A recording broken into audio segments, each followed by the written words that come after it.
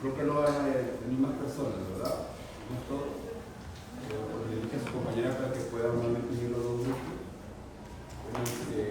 Hoy día vamos a ver lo que es la clase número 14, que es ya la penúltima clase con el sílabo, ¿verdad? En este caso, fácil. Quien quiera irse al baño, así no hay problema, no me pida permiso, se va nada más mayor silencio y luego voy a regresar, ¿ya? Entonces vamos a hacer lo que es fácil. Vamos a ver lo que tiene que ver con el tema de lo que es psiquiatría de enlace. ¿Ya? ¿Han escuchado alguna vez ese término ustedes? ¿Psiquiatría de enlace? ¿No? ¿Primera vez que lo están escuchando? ¿No? ¿Qué idea tendrán por este término mayormente? ¿Ya? Bueno, en sí es una subespecialidad de la psiquiatría. ¿Ya? Aquí, al menos en el Perú, no está la subespecialidad como tal, pero sí en los hospitales generales de otros países se hace la subespecialidad. Y como su nombre lo dice, consiste en enlazar la psiquiatría con otras especialidades médicas, ¿ya? Que de común tienen quizás algunas enfermedades que pueden quizás tener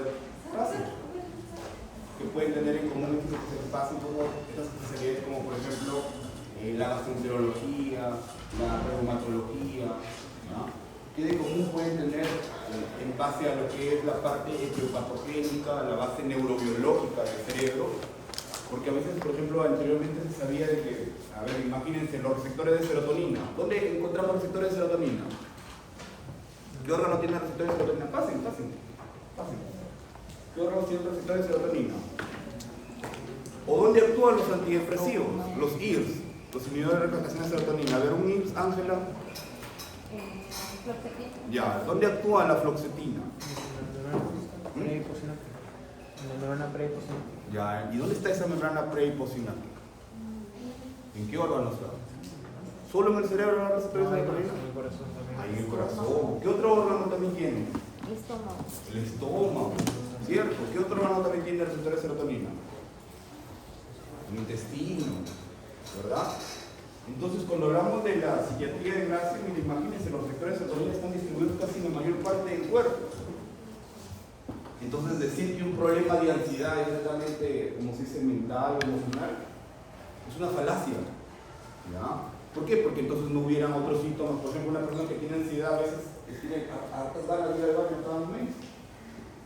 ¿Cierto? O me avisa streaming, ¿ya? Bueno, que está relacionado esta psiquiatría enlace con otras especialidades que vamos a revisar. Y es muy interesante porque ahí es donde quizás el resto de especialidades valoran a la psiquiatría. Por ejemplo, me ha tocado evaluar pacientes hipertensos refractarios. ¿Qué es una hipertensión refractaria? A ver, ¿alguien sabe el concepto? No responde bien a medicamentos. Ya no responde bien a medicamentos, pero después de ¿cuántos antihipertensivos? ¿Cuántos antihipertensivos conocen? A ver, los Aradol, los Yeca, los diuréticos, los betabloqueantes. Imagínense, visto hipertensos hasta con 3 tipos de antihipertensivos y siguen haciendo picos de presión. Algo tienen que tener de secundario, ¿verdad? Que no solamente sea hipertensión esencial como tal, sino una hipertensión secundaria. Y una de las causas de hipertensión secundaria es que estas personas sufren también de trastornos de ansiedad. O sea, cuando tienen alguna emoción fuerte, tienen también picos de hipertensión. Por eso que a veces las personas, entre comillas, anteriormente la llamaban como la llamada hipertensión de la bata blanca o hipertensión emotiva, ¿ya? Pero no tanto es así hipertensión emotiva, sino que tienen ya su cuadro de ansiedad. Incluso cuando uno hace el correlato en la historia clínica, vemos que la persona primero sufría de ansiedad antes de hipertensión. Entonces la hipertensión capaz es secundaria a la ansiedad. ¿Cierto? Entonces, por eso que es importante conocer esta especialidad o subespecialidad médica.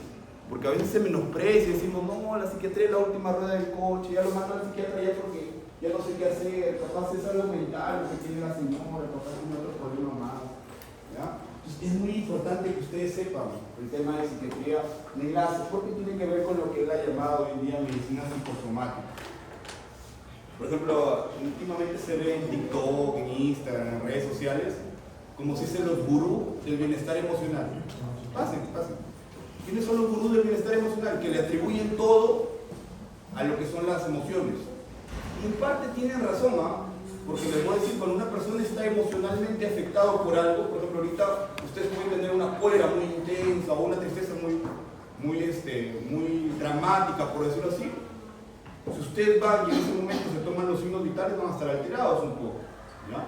Si ustedes se toman su temperatura va a estar alterada, o sea, va a afectar su estado físico, sus emociones, ¿ya? Si a eso digamos, le agregamos el plus de cronicidad, que en el tiempo una persona se acostumbra a estar muy nerviosa, muy molesta, y quizás le atribuimos, no va a decir así es su carácter, así es el de renegón, así es el de inestable, esa persona con el tiempo va a hacer enfermedades. Por ejemplo, ¿han escuchado hablar de la fibromialgia? De las enfermedades autoinmunes, las tiroiditis, las artritis, tienen un patrón en común que es la inflamación, ¿ya? Entonces, si yo no evalúo la inflamación y solamente le digo, no, tiene usted una inflamación crónica, le vamos a dar corticoides, le vamos a dar aire, pero no veo el trasfondo de esta persona, capaz tiene problemas familiares, capaz ha sido víctima de trauma, capaz tiene problemas, no sé, con su esposo, capaz tiene problemas, no sé, académicos, capaz es una persona con baja autoestima desde la infancia.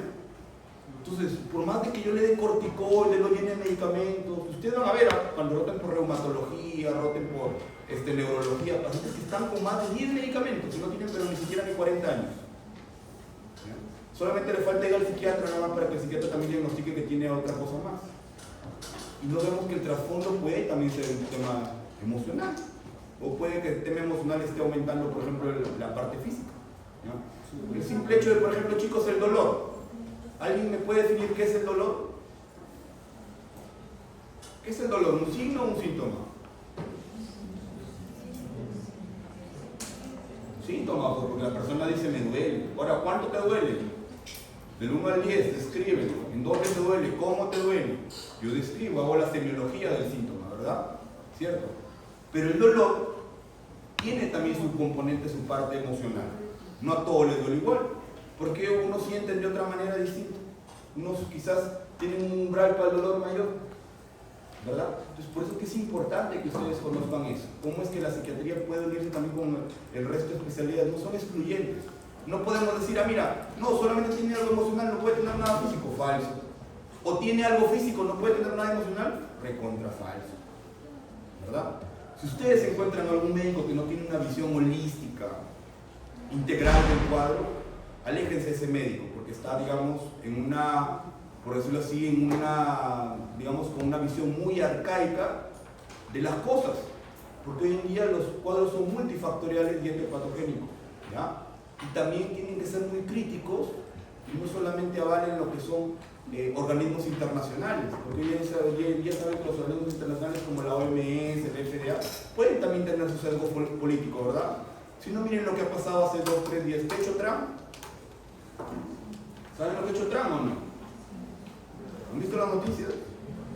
Sí, ¿qué ha hecho Trump? A ver, ¿quién me cuenta? ¿Quién me confirma que ve noticias y al menos analiza la noticia de la que ha escuchado? ¿Qué ha hecho Trump? A ver. Ha incitado a que las mujeres embarazadas no tomen paracetamol. Ya, en base a un estudio, ¿ya? Porque sí existe el estudio que encuentra asociación, ¿ya? Pero solamente es un estudio. Ya en el año pasado, en el año 2024, habían hecho un metaanálisis y una revisión sistemática de que no había factor causalidad. ¿Cuál es la diferencia entre factor causalidad y asociación?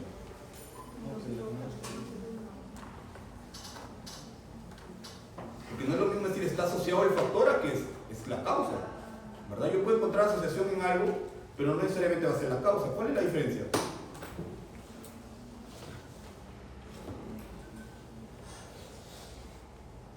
A ver, ¿quiénes aquí les gusta bastante la investigación? Porque a mí no me gusta, yo no tengo, por ejemplo, ningún artículo publicado ni nada.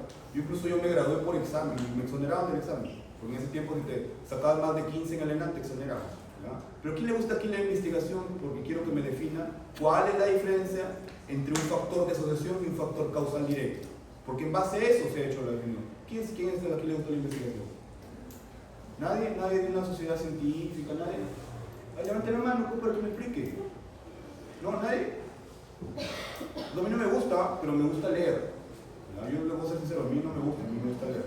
¿Ya? Pero lo noto, no sé, para mi punto, como que hacer investigación en el Perú, sinceramente, chicos, no es que lo vea como que algo que digamos que no tiene futuro. ¿Ya? Pero aquí, sinceramente, lo noto como algo más para buscar reconocimiento, porque hay eso de los niveles y toda esa cosa de, ¿cierto?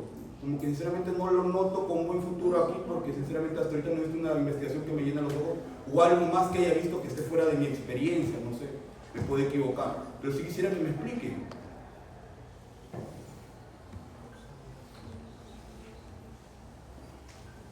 Nadie me explica, si no me explicaron. Miren, ya han llevado epidemiología, ya han llevado metodología de investigación, y tienen que explicarme. Y yo no llevo esos cursos hace años. Recientemente he sido jurado de tesis, pero leo, pues. Pero de ahí no es que me guste la investigación como tal.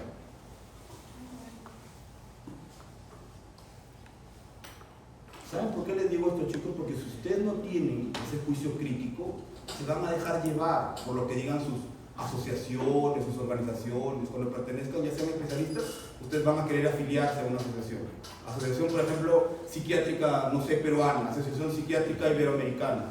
¿Ya? Yo no pertenezco a ningún tipo de sociedad ni asociación. ¿Ya? ¿Por qué? Porque todas esas asociaciones tienen un sesgo político importante. ¿Ya? ¿Qué tipo de sesgo político? Por ejemplo, miren lo que ha hecho Trump. Trump, ustedes saben que es un derecho de derecha conservador, ¿verdad? Sí saben la diferencia entre derecha e izquierda, ¿verdad? Centro medio, conservadores, radicales, progresistas, sí saben, ¿verdad? Por ejemplo, si estoy a favor del aborto, ¿qué soy? ¿De izquierda? ¿Y a qué tipo de izquierda? ¿Progresista? ¿Radical? ¿Progresista liberal? Liberal. Eso tienen que saber, si no, ¿cómo van a votar? El otro año son las elecciones, como se dice, nuevamente nos van a agarrar con la cara de porque no vamos a saber a quién elegir. Y no es que no nos interese la política, nos tiene que interesar. Por ejemplo, a mí no me gusta la investigación, pero leo, que es lo mínimo que tengo que hacer. ¿Ya? ¿Por qué les digo esto? Porque Trump es de derecha conservadora. ¿Ya? La Asociación Psiquiátrica Americana es de izquierda progresista. ¿Ya? ¿Por qué de izquierda progresista? Porque la Asociación Psiquiátrica Americana, ustedes vean cómo hacen su clasificación de los nuevos trastornos que tienen que ver con el tema de lo que es la parte de la sexualidad. ¿Ya? Incluso por ahí han descriminalizado algunas cosas que antes estaban criminalizadas, como la pedofilia. ¿Ya? ¿Y por qué les digo esto? Porque yo, al menos de alguna corriente en particular, no soy. ¿Ya? Pero tampoco no significa que sea comodín, que me acomode a lo que más me gusta. Simplemente es que tengo mi juicio crítico y puedo cuestionar tanto a las personas que son de derecha e izquierda y crear mi propio concepto.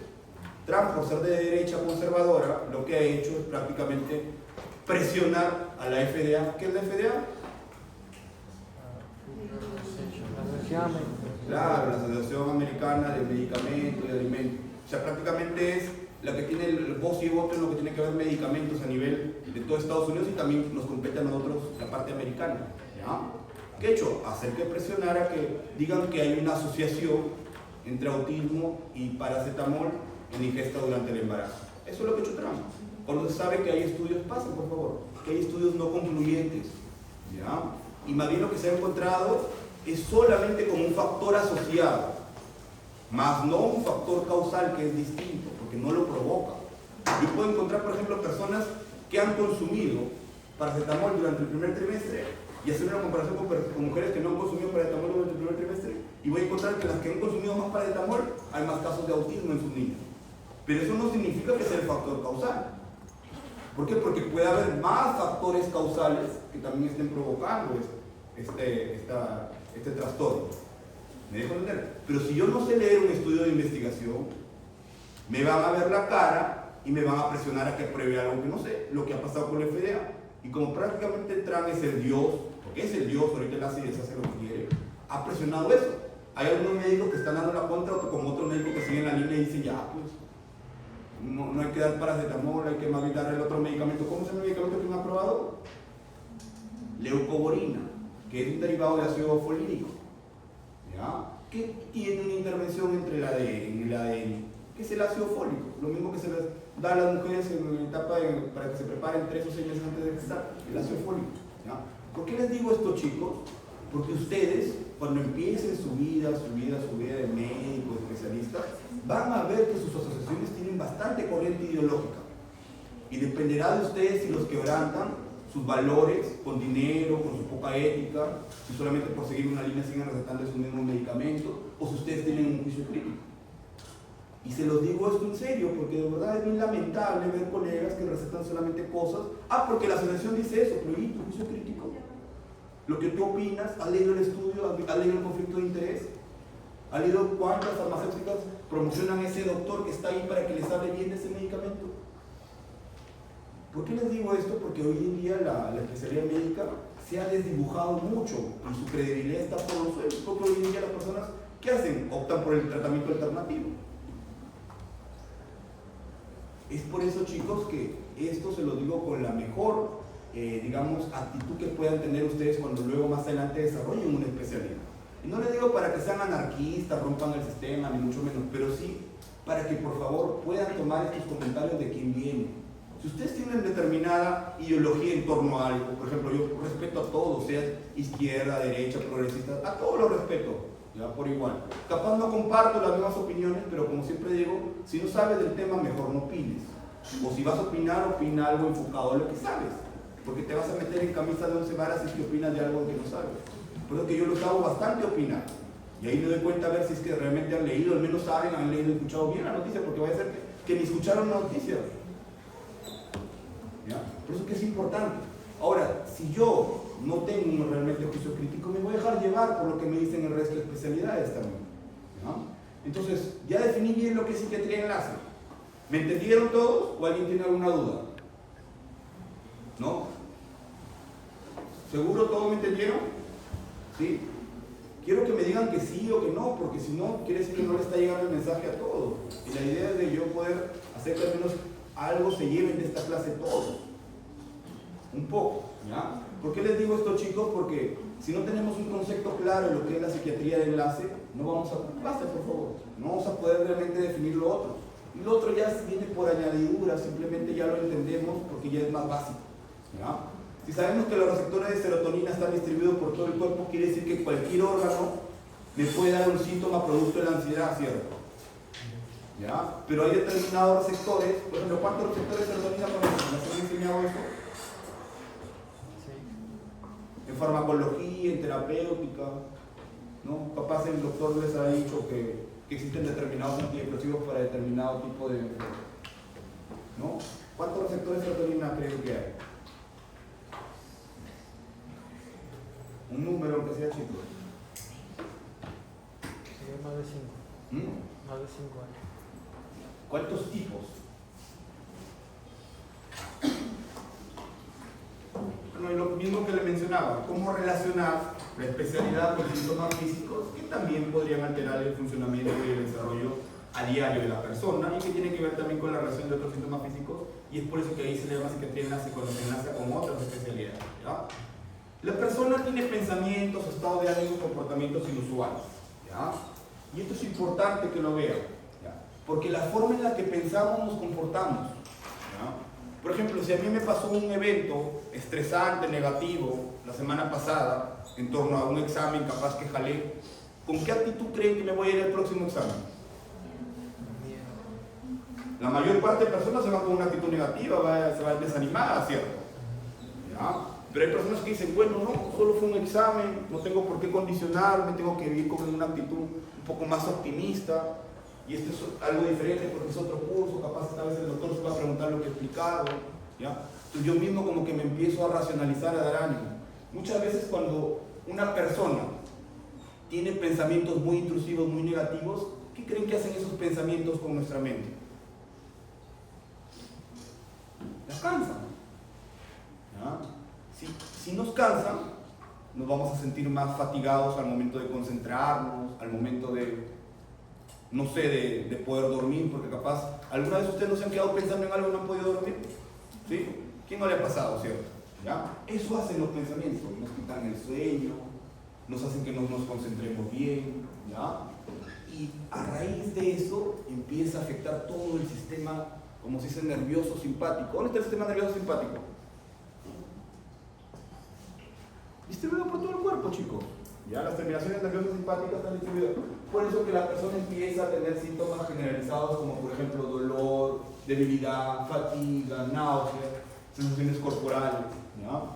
Por ejemplo, a veces una persona dice, doctor, esta persona no tiene depresión, si no está triste, dice que trabaja, hace sus cosas normal, solamente se está quejando de dolor de espalda nada más, ¿ya? Y ya ha pasado por todas las especialidades, la ha visto el reumatólogo, la ha visto el neurocirujano, el traumatólogo, o sea, no le encuentra nada físico, le hacen las maniobras de la serie y todo, nada. Y ahora lo último le dicen, no, tu dolor es psicosomático, anda al psiquiatra. ¿Ya? Llega y le duele siempre la espalda y lo relaciona siempre el dolor, una parte del trabajo con las preocupaciones que tiene, preocupaciones laborales, familiares. Se le da el antidepresivo y mejora el dolor. Pero ¿cómo es que el antidepresivo tiene función sobre el dolor? Porque también hay receptores de serotonina y miocina en el músculo. ¿Me dejo entender? Por eso que hay antidepresivos aprobados, por ejemplo, para la neuralgia post-herpética, para también la fibromialgia, para la lumbocitalgia. Por ejemplo, los antidepresivos duales, como la duloxetina, ¿ya? La mirtazapina o la venlafaxina, la desvenlafaxina, están aprobados para también síndromes dolorosos crónicos, como la fibromialgia, la mitriptilina, por ejemplo, para migrañas. ¿Ya? Es importante que ustedes conozcan eso. ¿Por qué? Porque se van a dar cuenta que ahí también hay una adecuada influencia, en este caso, de estos neurotransmisores sobre las vías del dolor. ¿Ya? Como les decía, chicos, muchas veces esto va a ocurrir de forma desproporcionada. Nuestros pensamientos, nuestras emociones se terminan transformando como un problema en todo el sistema nervioso, en nuestro organismo, ¿ya? En lo que tiene que ver, en este caso, de manera mayor al estímulo dado. ¿Ya? Cuando sale, digamos, eso de control o pasa a determinado umbral, ahí es donde muchas veces aparece el síntoma. ¿Ya? Y eso afecta en el funcionamiento de la vida diaria, no se olviden. ¿Ya? Ahí lo que les hablaba, miren, los receptores de serotonina que se conocen hasta ahora son 7. ¿Ya? Hace 20 años, es decir, en el 2000, ¿ya? Cuando yo estaba sentado más o menos ahí, en el año más o menos 2008, 2009, recién se conocían 4. Miren cuánto ha avanzado, ya hay 3 más, incluso del subtipo HT1 se conocen 3 y del subtipo HT2, 3 también. Y cada receptor, de acuerdo a la distribución, va a producir determinados síntomas. Por eso que hoy en día, por ejemplo, cuando uno quiere dar un determinado antidepresivo para cuadros de ansiedad, pero esa persona, por ejemplo, más tiene síntomas, no sé, lo que tiene que ver el intestino, como quizás síntomas de colon irritable, más tiene lo que son temblores, como en este caso muchas personas se ponen nerviosas, se tiemblan la mano, algunos tienen más receptores de serotonina en las vías límbicas o extrapiramidales, es de que de acuerdo a ellos se elige determinado antidepresivo, ¿ya? Y ustedes pueden revisar, ¿ya?, qué antidepresivos tienen determinada función de acuerdo. Por ejemplo, ¿saben para qué se utiliza el sumatriptán? ¿Han escuchado el sumatriptán? Cuando lleven neurología lo van a ver, ¿ya? Es el medicamento de última línea para migraña, uno de los más fuertes. ¿Ya?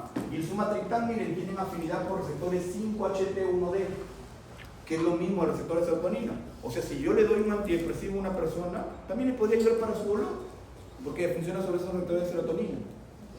¿Me dejo entender? Por eso que es importante que ustedes sepan. Por ejemplo, ¿ustedes han escuchado el ondansetron? Sí. ¿Sí? A ver, ¿para qué sirve el ondansetron? Para náuseas. Las náuseas y vómitos, ¿cierto? Usualmente sean personas que están llevando quimioterapia, como antes para que empezara la quimioterapia, ¿ya? Eso funciona sobre los receptores de 5-HT3, o sea, sobre serotonina también, ¿ya? Y también el ondansetron podría tener una función también sobre el sistema nervioso, relajar a la persona, para que no se estimule lo que es el centro de la náusea, ¿ya? Esas cositas tienen que saberlas, ¿ya? Porque si saben esas cosas, van ustedes a hablar con propiedad y van a comenzar a decir que los problemas emocionales son también problemas del sistema nervioso simpático. Entonces no tienen que ser vistas solamente por el psiquiatra, también tienen que ser vistas por otra especialidad. O muchas veces cuando ya lo mandan al psiquiatra, ya el especialista dice, no, tú andas con el psiquiatra nomás, ya tu problema es mental. No es así, tiene que seguirlo viendo el especialista, ¿ya? Esto es importante que lo sepan, ¿ya? Esta tablita, miren cómo estos receptores, el 5-HT, que son receptores de serotonina, el NA, que son receptores de noradrenalina, y la DA, que es la abreviatura de dopamina, cómo tienen efecto sobre estas funciones biológicas, como por ejemplo el ánimo, la emoción, la convicción, la motivación, el tema de lo que son los instintos. ¿Cuáles son los instintos? El sexo, pasa por favor, el sexo, el apetito, la agresividad. ¿Ya, chicos? Entonces tengan en consideración eso, ¿ya? Porque se afecta mucho, por ejemplo, si yo utilizo un antidepresivo dual que tiene acción sobre serotonina y noradrenalina, como por ejemplo la venlafaxina, quiere decir que me va a tomar lo que tienen que ver las acciones de la impulsividad, la irritabilidad, la motivación, la cognición. Si yo quiero a esta persona motivarle, aumentarle bastante su voluntad, tengo que activarle receptores de dopamina, porque eso actúa sobre la volición. ¿Qué antidepresivo actúa sobre dopamina?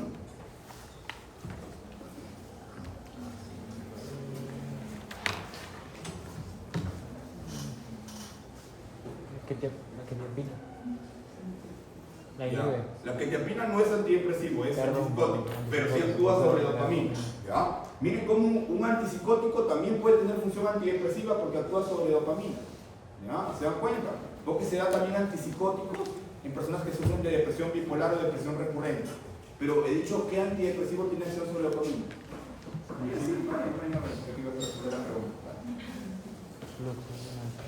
¿Han escuchado del bupropión, de la glifosapina, de la bromelatina? ¿Han escuchado o no? Sí. Bueno, son medicamentos que no hay tanto acá. Con el bupropión y la glifosapina sí, pero de ahí el resto de medicamentos no tanto. Pero eso es siempre la evolución, es la voluntad de la persona. ¿Ah? ¿Cómo divido hoy en día a los trastornos psicosomáticos en esto? En trastornos somatomorfos, que eran mayormente llamados antes trastornos de somatización. Los trastornos de ansiedad por enfermar, que como su nombre lo dice, tiene que ver cuando la persona está pensando mucho en ese miedo, en esa incertidumbre de enfermarse.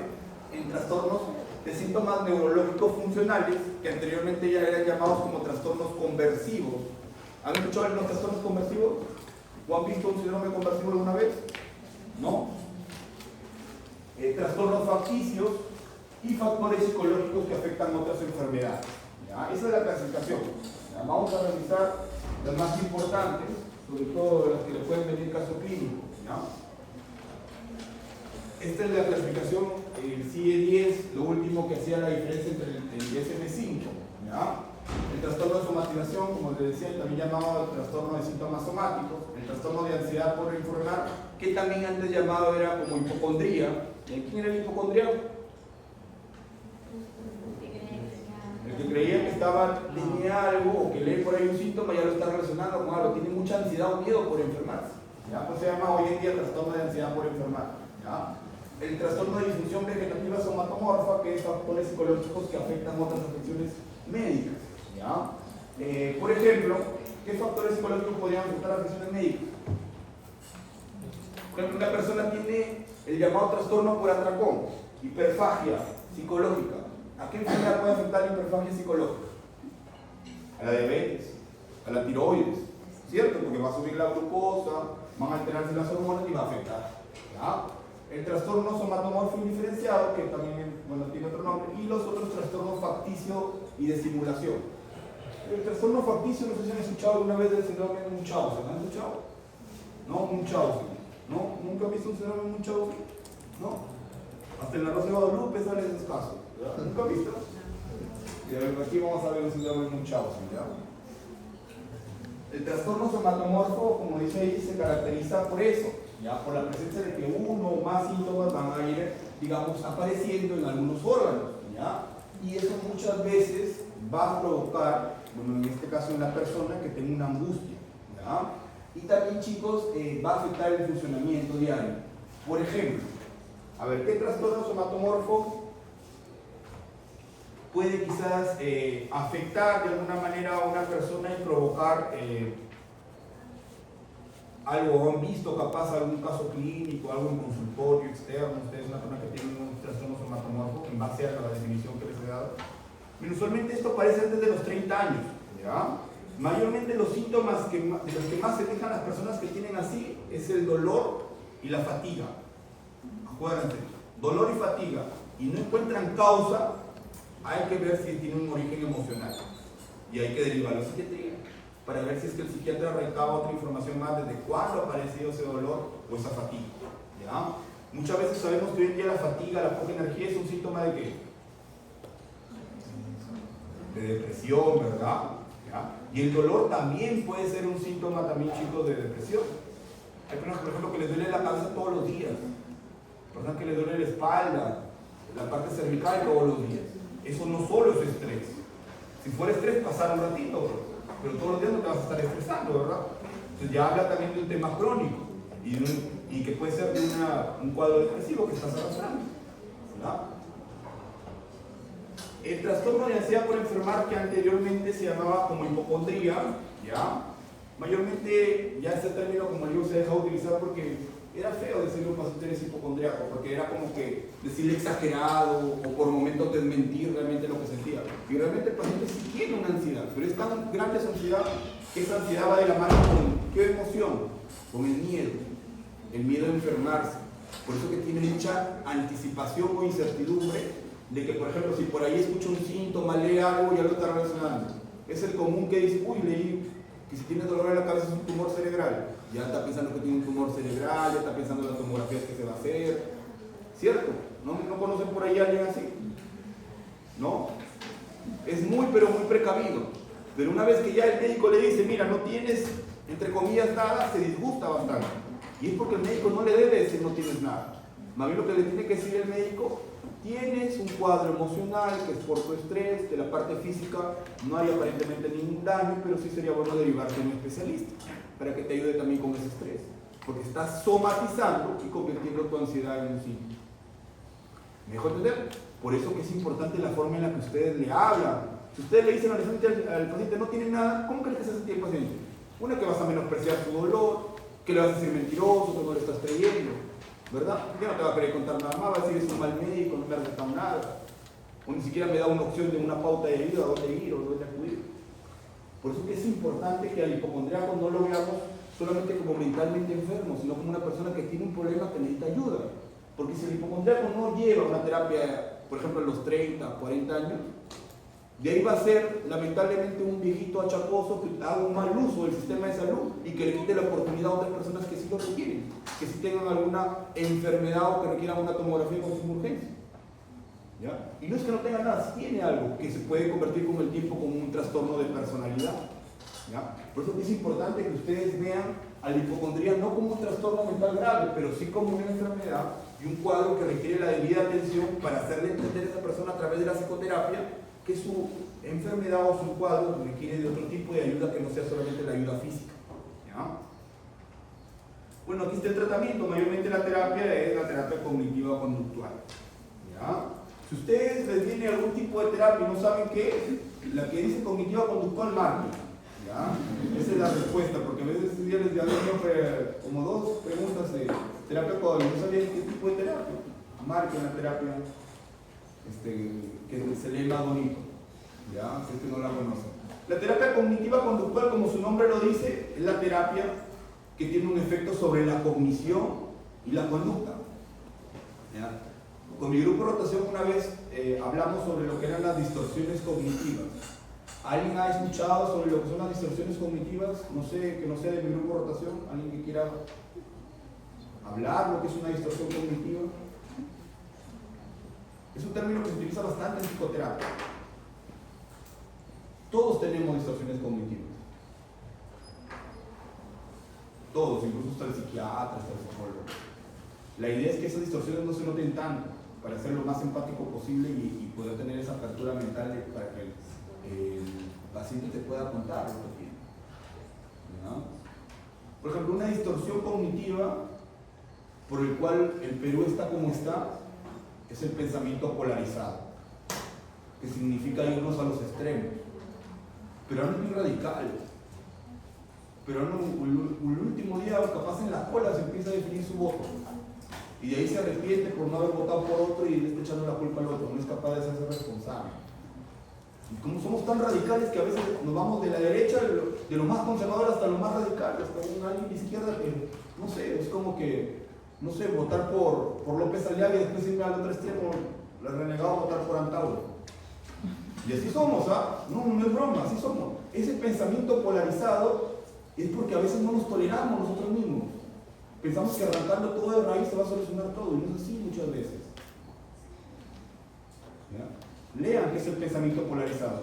Irnos a los extremos, no conocer puntos medios y no tener puntos de equilibrio. Y ser muy críticos y exigentes con nosotros mismos, darnos con palo cuando fallamos, por no tolerarnos un error. O cuando alguien habla bonito de nosotros o cuando nos alaba, nos da igual. ¿Ya? ¿Por qué les digo esto, chicos? Porque si ustedes no conocen las distorsiones cognitivas, van a hacerle mucho daño. Primero a ustedes mismos y el resto a su familia, a su enamorada, a su pareja. En sí no todos deberían llevar terapia, pero sí los que son valientes deberían hacerlo. ¿Por qué? Porque la terapia ayuda bastante a tener más apertura, otra iniciativa, otra perspectiva de la vida. ¿Ya? Quien les habla ha llevado terapia, ¿ya? Y la sigo haciendo, porque imagínense tratar todos los días pacientes. ¿Cómo crees que terminas? ¿O creen que soy de fierro, capaz, una máquina? No, ¿verdad? No somos inhumanos. Por eso mismo es que debemos llevar terapia, debemos ser ayudados cuando lo necesitamos. Y reconocer que necesitamos la ayuda, eso más bien es un tema que habla mucho de la capacidad que tenemos de aprendizaje, de humildad, de escuchar. Humildad no tiene nada que ver con el grado socioeconómico de una persona, sino con la capacidad de aprender y ser flexibles cognitivamente. La flexibilidad cognitiva quiere decir que soy capaz de desaprender un pensamiento como esa distorsión cognitiva que tenía durante muchos años de mi vida y aprender un pensamiento nuevo. Como por ejemplo, no ser tan radical, no ser tan intolerante con algunas cosas, no irme de un extremo a otro, porque si no, lamentablemente voy a decidir mal. ¿A quién no le ha pasado alguna vez sobre el pensamiento polarizado? Que por una decepción, ya fue, ya me voy por otro estado. Pasa, ¿ya? Y a veces, lamentablemente, lo que comúnmente le pasa al Perú es eso, que el Perú está muy polarizado. ¿Ya? Y tú ves eso, ves en la votación, ves incluso, ¿dónde ves la salud mental de las personas? En el tráfico. Mientras más desordenada veas una ciudad, más caótica la veas, es una señal de muy mala salud mental de toda la población. Mientras menos paciencia veas, es una señal de muy mala salud mental. Ustedes saben qué es la paciencia, ¿verdad? ¿Sí? ¿Qué es la paciencia, verdad? La virtud de esperar. El arte de esperar, es un arte esperar. No sabemos esperar. ¿Ya? ¿Saben por qué les digo que es un arte esperar? Se van a dar cuenta de aquí más adelante. ¿Por qué es un arte esperar? ¿Ya? Y a veces queremos todo rápido. Más hoy en día ustedes son como si dice la nueva generación. Todos me imagino han nacido entre el año más del 2000, ¿verdad? Capaz habrá uno del 96, 97, por ahí. ¿Ya? Entonces, usualmente la generación nacida después del 2000 con pantallas no sabe esperar, porque tiene todo a la mano. Y el esperar, créeme que les da un plus. No porque esperar te convierte en pasivo, no. No hay que confundir paciencia con pasividad, que son cosas distintas. ¿Ya? La paciencia te hace que tú esperes, pero estés atenta o atento a la oportunidad. La pasividad te hace que no hagas nada, que seas indiferente, como que te dé todo igual. No, yo no quiero que te dé todo igual, yo quiero que sepas esperar tu oportunidad, pero también quiero que estés atento. Porque si no estás atento, muchas cosas van a pasar enfrente tuyo y tú no vas a hacer nada. Por tu pasividad, no querer evitarte un problema. O de evitar porque no sabes tampoco manejar tu solución. ¿Ya? Por eso que es muy importante que ustedes trabajen este tipo de terapia cognitiva conductual. Si ustedes quieren alguna vez invertir en algo con ustedes mismos, hagan terapia. Se los va a agradecer un futuro hijo que tengan o se los va a agradecer su futura esposa o esposo. ¿Ya?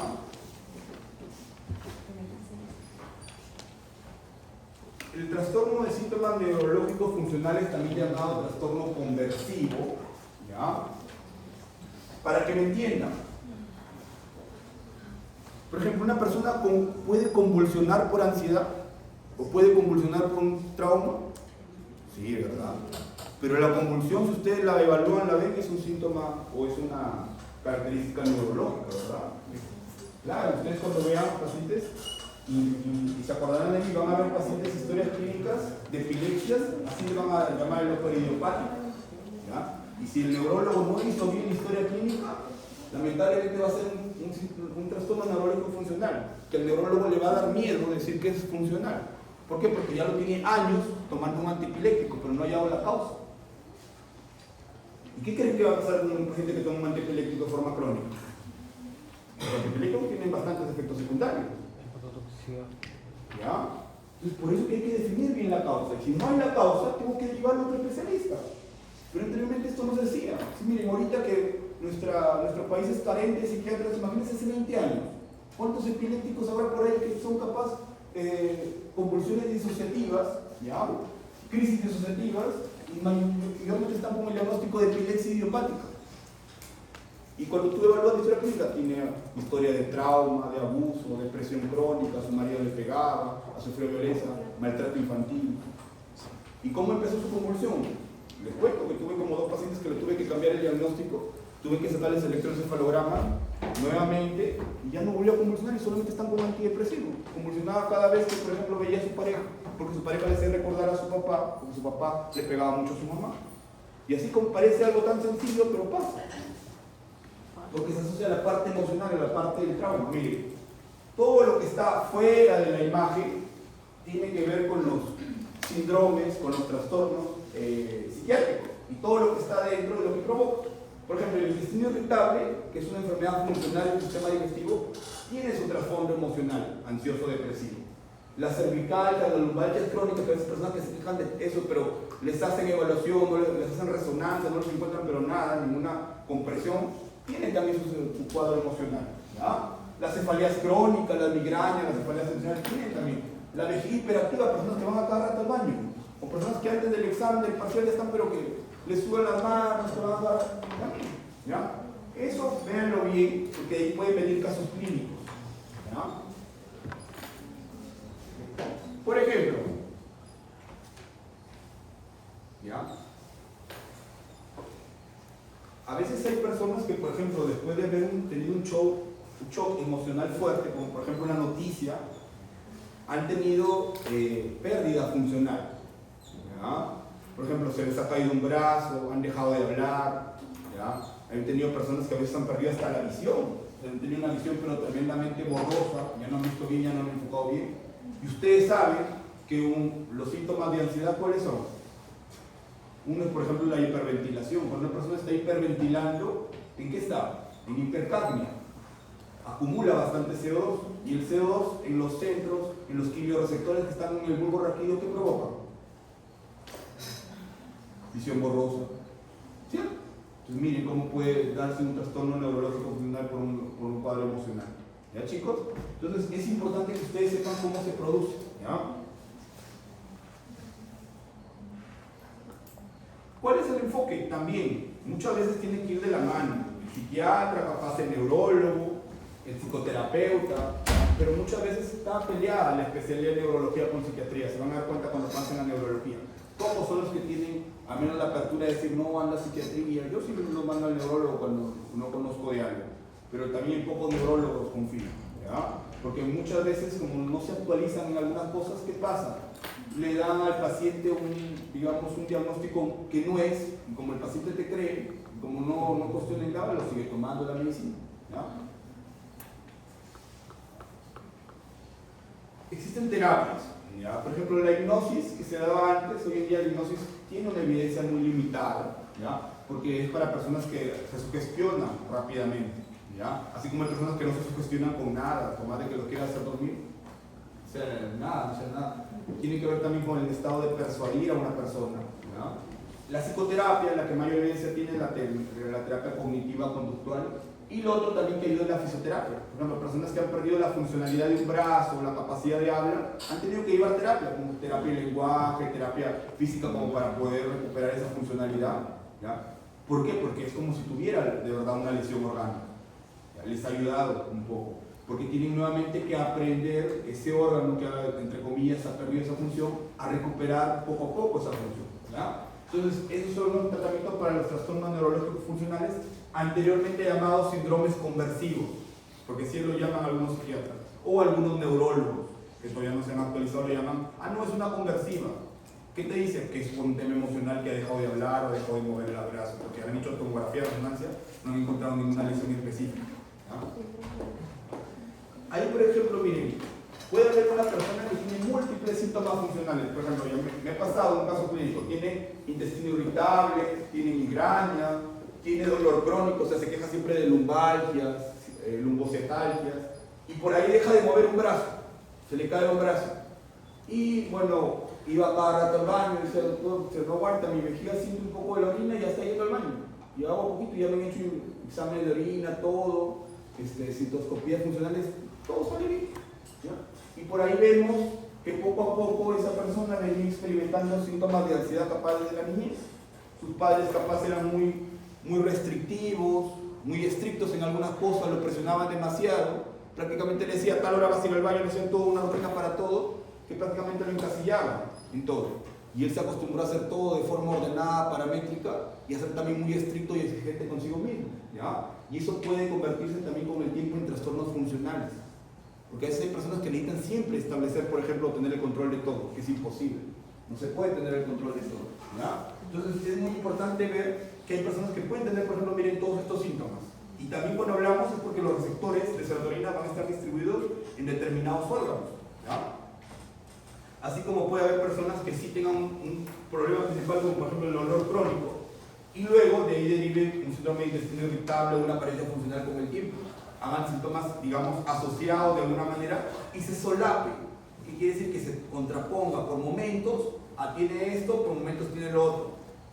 Y eso depende también cómo es el periodo cíclico de la ansiedad. A veces la ansiedad como se viene por oleadas.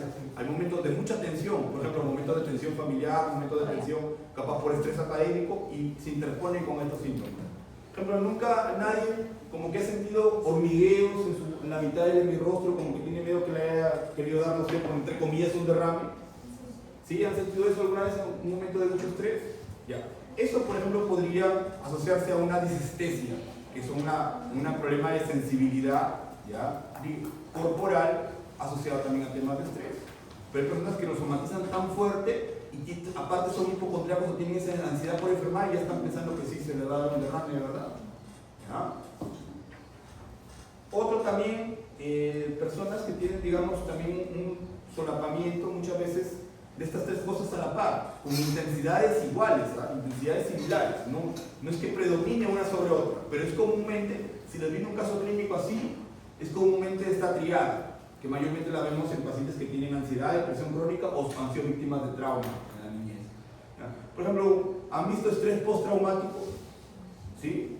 El estrés postraumático que a veces empieza por una situación traumática, llámese en la infancia, adolescencia o en la vida adulta, puede generar con el tiempo síntomas de ansiedad crónico y eso genera una hiperactivación del sistema nervioso simpático que con el tiempo se traduce en síntomas crónicos funcionales, ¿ya? Por eso es importante que ustedes hagan una historia clínica adecuada, ¿ya? A veces, como les digo, solamente nos limitamos a lo físico, somos muy buenos médicos en la parte física.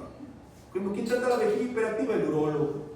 ¿Quién trata el síndrome de intestino irritable? El gastroenterólogo, ¿ya? ¿Y quién trata la apariencia funcional? El neurólogo. Y el psiquiatra, cuando ya después de todo eso ya ve que ya no responde, ya anda el psiquiatra.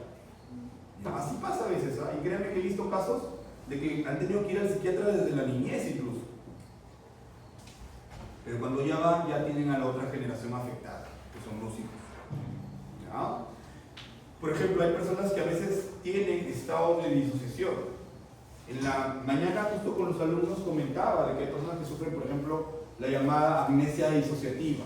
¿Sí saben lo que es una amnesia disociativa?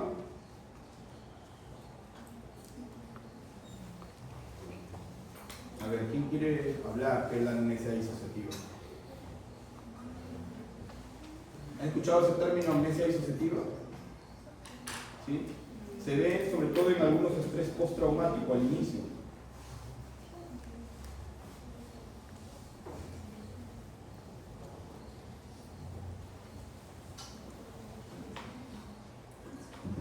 ¿Qué es la amnesia disociativa, chicos? A ver, no me cansé de hablar mucho, ahora quiero que hablen ustedes.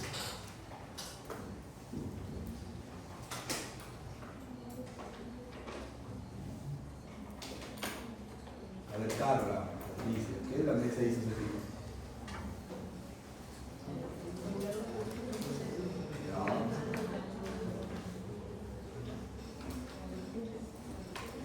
Ya, pero ¿qué tipo de suceso? O sea, cuando olvidamos un proceso traumático, me parece como que si nunca lo hubiéramos vivido, eso en nuestro cerebro hace eso como un mecanismo de defensa.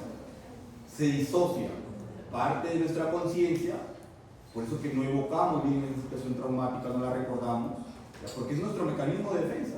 O sea, tenemos un mecanismo de defensa que nos hacen olvidar, pero en realidad no olvidamos. ¿Qué creen que pasa con ese recuerdo?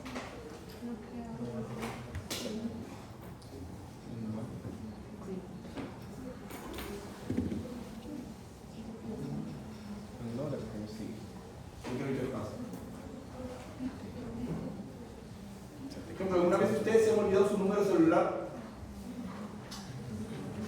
¿No? O la clave de su yape, no sé.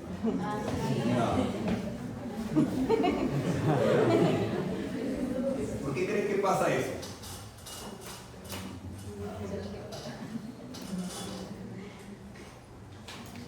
¿Por qué creen que pasa eso? Que me puedo olvidar alguna cosa por más y luego la recuerdo.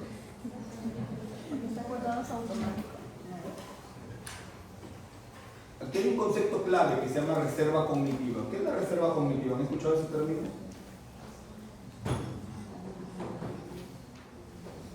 Su nombre lo dice, reserva cognitiva. ¿En qué lugar donde guardamos los recuerdos? Ya, guardamos, no solo los recuerdos, guardamos nuestros pensamientos, guardamos nuestras emociones. ¿Ya? Hay un lugar, ¿cuál es el centro de la memoria? A través de lo que es el sistema límbico. El hipocampo, ¿verdad? ¿Ya? Y el hipocampo está muy cerca de otra área, que es la amígdala, que es la parte emocional. Por eso que muchas veces de las cosas que recordamos se asocian mucho a la emoción que sentimos también en ese momento. ¿Ya? Cuando uno pasa por una situación traumática, a veces pasa miedo, frustración, tristeza. ¿Ya? Y el hipocampo, como está cerca de la amígdala, lo que hace de alguna forma con un mecanismo de defensa es bloquear el recuerdo. Pero no significa que lo olvidemos, no. Sino que ese recuerdo, a ver, para que me entiendan, imagínense que nuestra memoria es un disco duro, ¿ya? Es como que ese recuerdo lo hemos puesto en oculto un ratito. ¿Me dejo entender? ¿Ya? Y después lo pongo en visible. ¿Ya? Pero el recuerdo sigue ahí, no lo puedo borrar. Incluso si yo lo borro, mi disco duro lo mando a la papelera reciclable, sigue todavía porque lo puedo recuperar de la papelera. Y si lo borro de la papelera, todavía lo puedo recuperar. ¿Sabían eso? Se puede recuperar un ingeniero de sistema, lo recupera. Se puede recordar incluso cosas que desde hace mucho tiempo parecían que las hemos borrado. Se puede hacer eso. ¿Ya? Porque todo eso está en un lugar. Sino que ya entraríamos a un concepto incluso de física, de lo que es la materia. Ahí nos vamos a meter a temas ya de física, astronomía, metafísica. ¿Qué es la materia? Lo voy a aburrir bastante si comenzamos a hablar de lo que es la materia oscura. ¿Ya? ¿Por qué? Porque estamos en un lugar. Por ejemplo, ¿la nada existe?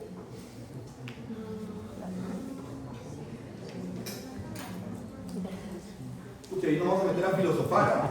Se van a aburrir lo peor. ¿Ya? Pero el tema es de que no podemos borrar todo, o sea, tiene que estar en algún lugar. ¿Ya? Sino que para evocarlo, tengo que agarrarme de algo. Y eso que me agarro puede ser una emoción, puede ser al menos una señal, como un pensamiento corto, ¿ya? O una conducta que haga y que me haga acordar. Por ejemplo, a veces hay personas que están haciendo algo y se acuerdan de forma inesperada lo que tenía, no sé, la clave de lo que querían recordar hace tiempo. O están haciendo algo que estaban buscando y de ahí se acuerdan que lo dejaron allá. ¿No les ha pasado eso? Ya pues, así trabaja nuestro cerebro, a veces de forma inesperada. Esos pensamientos vienen, ¿ya? Y esa disociación transitoria de olvidar cosas que parece que las hemos olvidado, la recordamos nuevamente, ¿ya? Porque hay algo que siempre lo jala, lo trae, lo evoca, ¿ya? Y a veces esta reserva cognitiva se va agotando, se va cansando. Y lo que más agota la reserva cognitiva es la ansiedad. Por eso que una persona cuando está muy ansiosa, con mucho miedo casi, muy poco recuerda. Por eso que la mejor forma de estudiar es estar tranquilo, relajado. Si tú estudias con mucha presión, te vas a acordar en ese momento. ¿Por qué? Porque sabes que si no recuerdas eso, en el examen lo vas a jalar y vas a tener que repetir el curso el otro año o el próximo ciclo. Pero ese recuerdo que te quedó por emociones como el miedo o la frustración, te va a durar poco. Hagan un intento, van a ver. Si no se acordaran de las cosas que les pregunto capaz de bioquímica, de biología general que les estoy preguntando, no me han respondido. Y no porque hayan sido aburridos, sino porque capaz han estudiado solamente para probar eso, por el miedo a jalar. Cuando nos acostumbramos a hacer cosas por miedo a que más bien a lo negativo, no, esa memoria dura muy poco. En cambio, cuando empezamos a hacer cosas por gratitud, por motivación, nos perdura el recuerdo por bastante tiempo, porque ¿quién no va a querer recordar cosas buenas? ¿Cierto?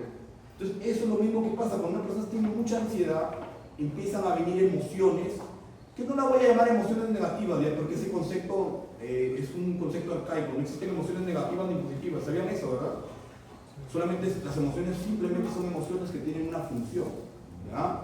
Pero sí hay emociones un poco desagradables de sentir como la tristeza, la frustración, que muchas veces hacen que esta memoria a largo plazo no sea efectiva y por lo tanto disocie la conciencia temporal de que no me acuerdo de los sucesos. Y es lo que pasa cuando una persona sufre un evento traumático, lo quiere borrar, lo quiere eliminar. pero no lo borra, simplemente lo encapsula, como que lo pone un rato como oculto, pero tarde o temprano eso se evoca. Y para hacer eso la mente, como un mecanismo de defensa, está haciendo un esfuerzo adicional.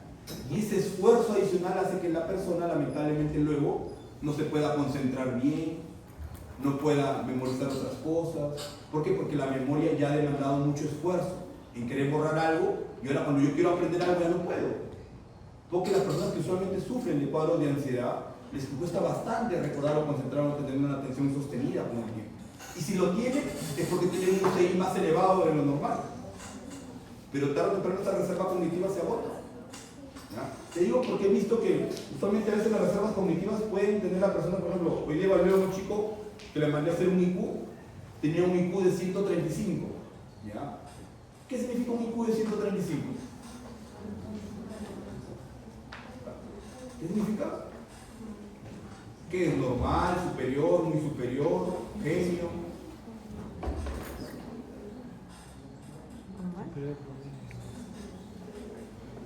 ¿Qué es 135?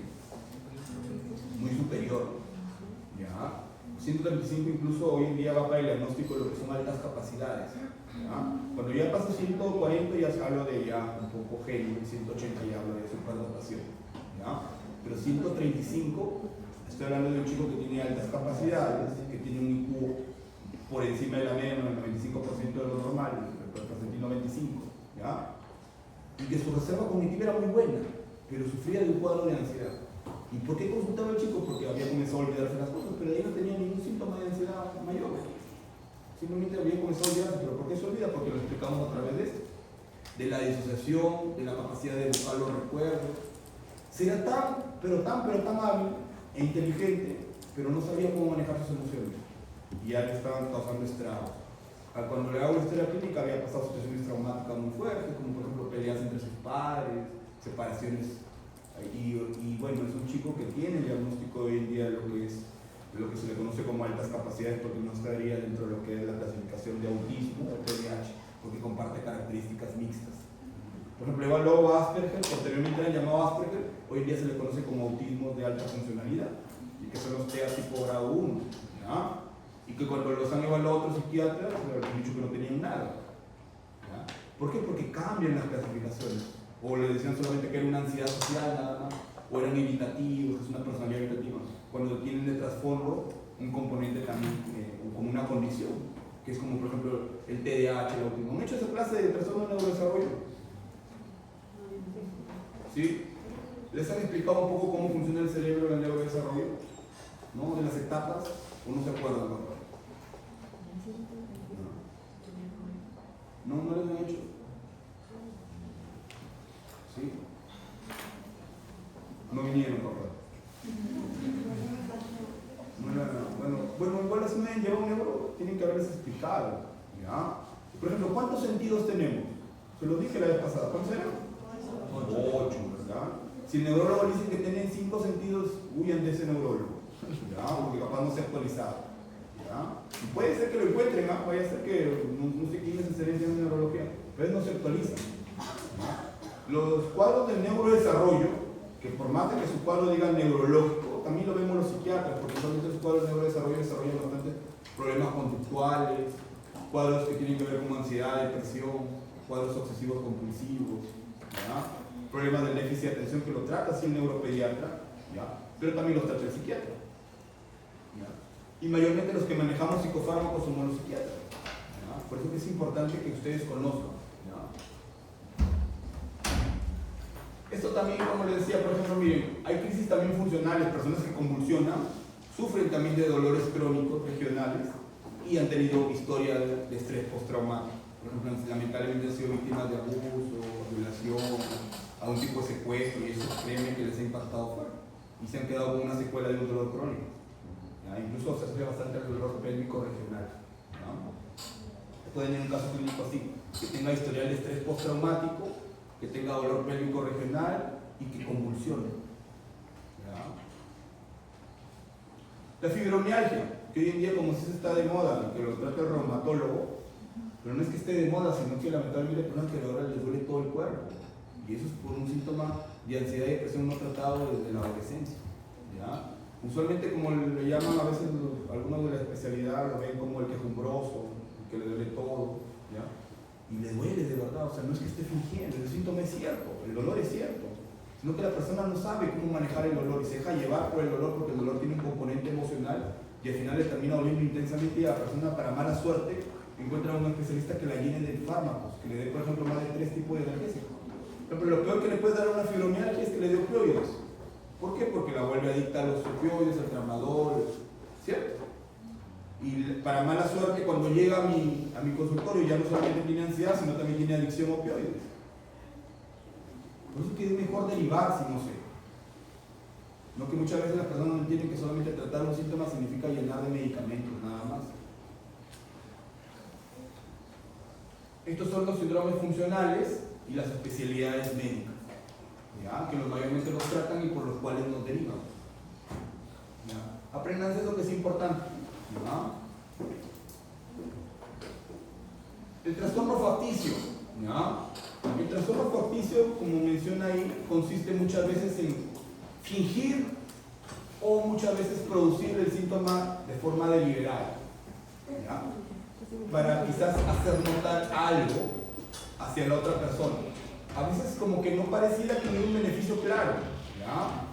Pero sí lo hay el beneficio, ¿ya? Pero yo produzco el síntoma, o sea, de forma deliberada, ¿ya? Por ejemplo, ¿cómo podría provocar fiebre en un niño?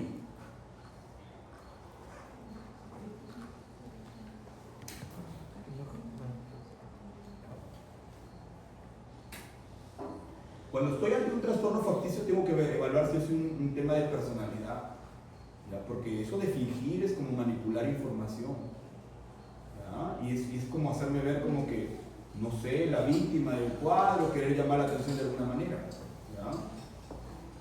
Hay un trastorno facticio impuesto por progenitores, donde el papá muchas veces se hace ver como el papá responsable, el papá que lo lleva a todos sus controles médicos, pero el papá más bien es el que crea el síntoma, y después el médico no sabe cuál es la causa del síntoma, como por ejemplo producir una fiebre, ¿ya? Ese trastorno por facticio impuesto por cuidadores se llama trastorno de Munchausen por poderes, ¿ya? Y eso es lo que le decía, que a veces sale hasta en la Rosa de Guadalupe. ¿No has visto los casos de la Rosa de Guadalupe que a veces quedó bien? ¿Y qué hace el síndrome de Munchausen? Ahí le digo el caso.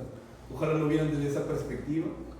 ¿Y qué pasa? Que el papá muchas veces, o la mamá provoca un síntoma ante el otro papá para que el otro papá lo vea que, uy, que es una madre o un padre abnegado, que se preocupa y saca más dinero a veces para que le den más dinero para el tema de la mensualidad si son padres separados. Pasa, chicos, ¿ah? ¿Ya? Lo vemos como algo tan lejano, pero se asocia muchas veces a rasgos de personalidad narcisista y límite, que es el trastorno de personalidad emocionalmente inestable, el borderline, como se llama, ¿ya? Y también muchas veces vemos que durante la historia temprana esta persona ha tenido también algún tipo de abuso, manipulación o negligencia familiar, ¿ya? Tiene que ver también con el tema de autoestima y de que han tenido relaciones inestables, ¿ya? Por eso que a veces cuando hay disfunción familiar aparece este trastorno facticio por poderes o Munchausen, ¿ya? Hay que ver diagnósticos diferenciales, ¿ya? Por ejemplo, ver por qué es que la persona quiere simular. Muchas veces con los simuladores, el simulador sí lo finge el síntoma, no lo tiene. Por ejemplo, el simulador te dice, te duele, no le duele realmente. En cambio, el facticio le provocan el síntoma. Por ejemplo, el facticio es capaz de ahorita meterse un cabezazo contra la pared y decir, me ha pegado el otro, ¿ya?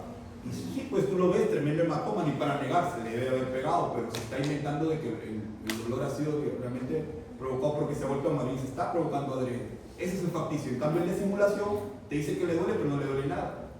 Por ejemplo, si un niño se levanta temprano diciendo, me duele la barriga, no quiero ir al colegio, y el niño sabe que realmente no le duele la barriga, ¿ya? Y no quiere ir al colegio porque simplemente no quiere estar presente, porque no sé, no quiere ver a determinado amiguito del colegio, pero sabe que no le duele el niño la barriga. ¿Qué es? ¿Facticio o por simulación? Por simulación, ¿ya? ¿Y qué pasaría si ese niño, ¿ya? Su mamá viene y no sé, le da un alimento que está, entre comillas, ya pasado, como por ejemplo una fruta que ha estado mosqueada, y lo hace que el niño tenga adrede, síntomas digestivos como una diarrea o náuseas, y luego lo llama el papá para decirle, uy, no, el hijito está mal, no podemos salir de la casa, disculparás, hoy día no vamos a la casa de tu mamá, queda suspendido porque no, está mal mi hijo, no puedo ir a la casa de mi suegra. ¿Cómo se llama eso? ¿Facticio o simulación? Facticio, es un trastorno de Munchausen. ¿Ya? Le puede venir un caso clínico así. ¿Ya? Ahí está, miren, diferencias. La producción de enfermedad, la motivación. La simulación, todo es consciente. ¿Ya? En el trastorno facticio solamente es consciente de la producción de la enfermedad, pero la motivación, muchas veces la mamá no sabe ni por qué lo hace, capaz no quiere ni ir ni a la casa de la suegra, pero ya lo hizo. Y lamentablemente es tan inconsciente que ya le provocó un dolor innecesario a su hijo. Lo utiliza, porque hay bastante manipulación. ¿Ya? Un caso clínico, miren, una enfermera de 31 años con marcapasos permanente por un síndrome de taquicardia bradicardia, es un tipo de arritmia, ¿ya? E insuficiencia renal crónica terminal de causa no precisada, diagnosticado un año atrás, bajo riesgo, o sea, ya va en hemodiálisis, miren, acude al cuerpo de guardia refiriendo fiebre, escalofríos, anuria y malestar general. Son síntomas aparentemente físicos verdaderos, no sabemos si son producidos deliberadamente o capaz realmente está enferma la señora, ¿ya? Al examen físico se constata, está taquicárdica, tiene 118 y la temperatura tiene 38.5, miren. O sea, no lo está inventando, hay síntomas físicos evidentes, ¿verdad? ¿Ya? El catéter de hemodiálisis muestra signos de infección en los bordes de la inserción. Se retira y se manda a cultivo, porque es lo que usualmente hacen, cambiar el catéter de diálisis, ¿ya? Al examen físico es normal, pero con un diagnóstico preliminar de shock séptico por infección del catéter, se inicia tratamiento que incluye vasopresores, antimicrobianos y terapia. O sea, al final la terminan tratando la señora, porque su cuadro es evidente, tiene algo. ¿Ya? La paciente es enfermera. ¿Ya? Añadía algunas gotas, miren lo que pasaba, de orina para elevar significativamente los niveles de creatinina.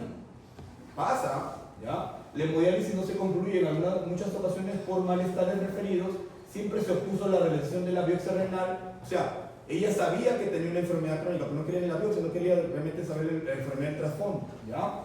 Se especula que la disritmia, o sea, la taquicardia, la bradicardia, pudo deberse al autoconsumo de fármacos que alteran la frecuencia cardíaca y que las fístulas arteriovenosas fueron dañadas por la paciente, por lo que estaba infectado el catéter. ¿Qué es eso entonces? Facticio. Facticio, Munchausen. ¿Por qué lo hacía? No sabemos. Capaz tiene un problema de personalidad, capaz era hipocondriaca desde joven y lamentablemente poco a poco con sus malestares fue provocando la enfermedad por querer llamar la atención. Hay personas que quieren llamar la atención, que quieren siempre atención médica, no solo atención médica, atención por el otro.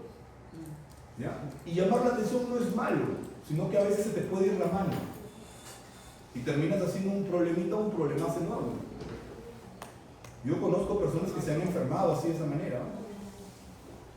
Por ejemplo, una persona que no aprende a controlar sus emociones se puede enfermar por eso y puede provocar una enfermedad.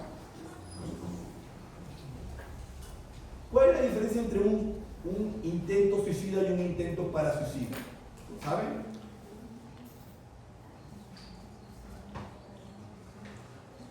El intento suicida, conducta suicida, es lo mismo que conducta e intento suicida.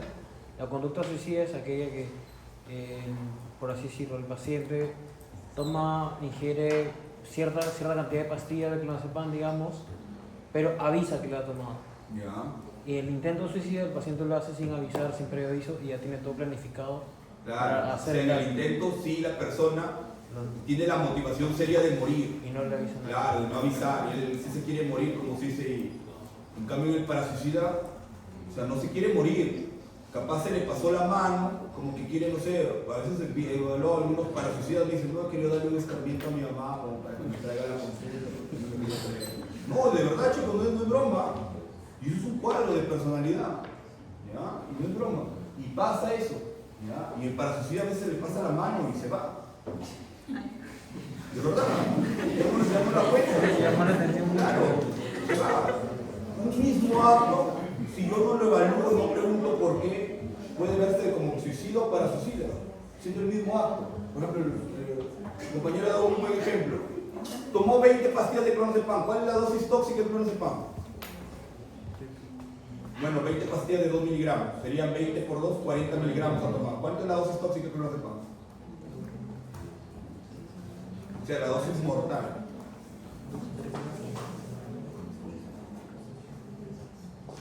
La tomó 40 miligramos de clonazepam. ¿Cuánto es la dosis tóxica?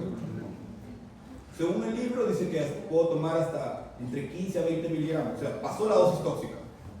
Evidentemente lo hizo con fines suicidas, evidentemente, pero yo no le he preguntado todavía.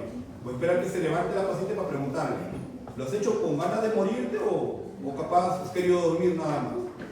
Y a veces hay personas que dicen, no, doctor, quería dormir, quería olvidarme de todo. Y de ahí está preocupado, mañana para Perú, ¿eh? De verdad, así encuentro pacientes que están preocupados así, de esa manera. O doctor, estoy peinada. Sí, en serio, en plena emergencia psiquiátrica. O tienen vergüenza que los vea así, sin cepillar y todo eso. Son trastornos de personalidad. ¿Me dejo entender? O sea, no son conscientes de lo que han hecho totalmente. ¿Ya? Por ejemplo, si yo ahorita agarro, me molesto y quiero ahorcar a alguien, ¿qué creen que va a hacer la persona que la quiere ahorcar? Se va a defender. Pero si es un suicida que quiere morirse, se va a dejar que lo ahorquen. ¿Cierto? Ese instinto, ¿cómo se llama? Instinto de agresividad, de conservación de la especie, de defensa. Por eso cuando uno está depresivo se afectan los instintos, se afecta la impulsividad, la agresividad. ¿Ya? Es importante que ustedes sepan esto. ¿Ya? Y estos son los signos sugestivos del síndrome de Munchausen. Miren, usualmente la presentación es atípica, dramática, vaga, ¿ya? Gran número de diferentes hospitales. Veo que la persona ha querido estar en varios hospitales, como que ha querido llamar la atención en varios hospitales, pero no ha logrado realmente la atención que ella ha querido. ¿Ya? Aparición de síntomas solo cuando el paciente es observado. O sea, solo cuando lo miras dice que tiene fiebre. Pero de ahí cuando está tranquilo, que conversa, o sea, lo sabe hacer. ¿Ya? Esos son signos sugestivos. Les puede venir una de las preguntas, ¿cuál no es un signo sugestivo de Munchausen? ¿Ya? Por ejemplo, para que vean. ¿Ya? Y el tratamiento, bueno, no existe un tratamiento eficaz. ¿Ya? Si la persona recibe tratamiento por el trastorno que está fingiendo, lamentablemente mientras la persona más edad tenga, va a ser más difícil de abordar. ¿Por qué? Porque cuando tiene más edad, esos pensamientos están más arraigados, hay una personalidad patológica más establecida. No es lo mismo tratar un paciente borderline de 21 años con un paciente borderline de 35, 40 años que ya tiene más de 10, 15 intentos suicidas. No es que ya no pueda mejorar, pero muchas veces porque tiene pensamientos más arraigados y nunca llevó terapia, va a ser más difícil de recuperar. ¿Ya? Por eso que no existe un tratamiento eficaz. La psicoterapia, siempre la cognitiva conductual es la que mejor evidencia clínica establece, pero igual no es lo ideal. ¿Ya? Porque son trastornos de personalidad, acuérdense. El trastorno de personalidad tiene que ser con la forma de ser. O sea, una persona puede cambiar su forma de ser, ¿ustedes qué creen? ¿Sí o no?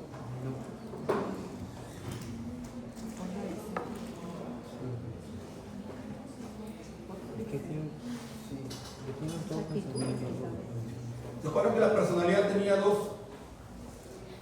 El carácter y el temperamento. ¿Cuál era innato? ¿Cuál era aprendido?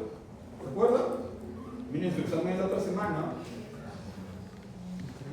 ¿Se acuerdan que yo les di la clase de personalidad? El carácter es innato. El carácter. El carácter es innato. Temperamento. Eso parece que yo les di de forma virtual.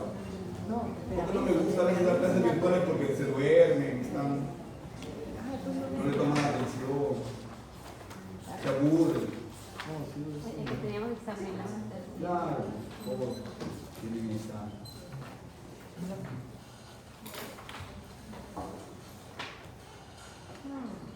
Hay una parte de nuestra personalidad que no va a cambiar, que es inmutable, que siempre nos va a jalar a hacer algunas cosas, pero hay otra parte que sí se moldea, ¿ya? Que es adquirida.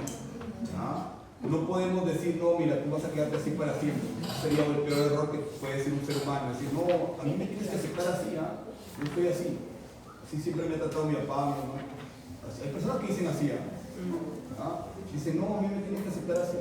Yo soy así.